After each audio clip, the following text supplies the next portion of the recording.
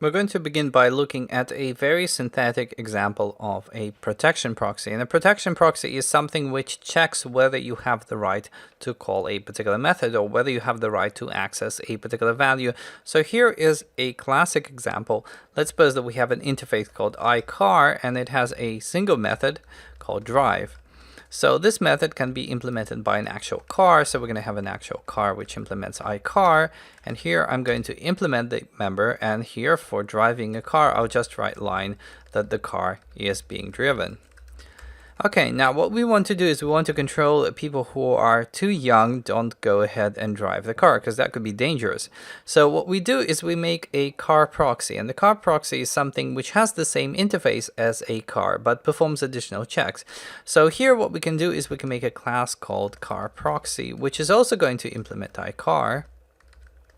It's also going to implement iCar, so it has to implement that drive member. But in addition, what you can do is you can, for example, have a constructor which takes a driver. So we can think of a driver as just a person which has an age. So I'll have a public int age here.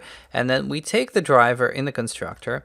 So I'll have driver, and I'll initialize it in the constructor like so. And then we change the behavior of drive. So even though we can aggregate the car here, so we can have private car equals new car, and that's the car that's going to be driven, we can actually check whether or not this particular person is actually old enough to drive. So here we can say if driver.age is greater than or equal to 16, for example, then yes, it's okay. You can take the car and you can drive it.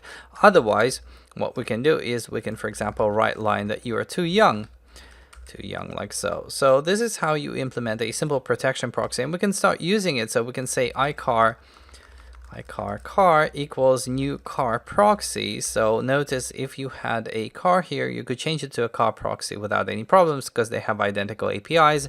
And here we can make a new driver who is age 12. And let's make a constructor for the driver just so that it's a bit more convenient. So I'll do C2RP here.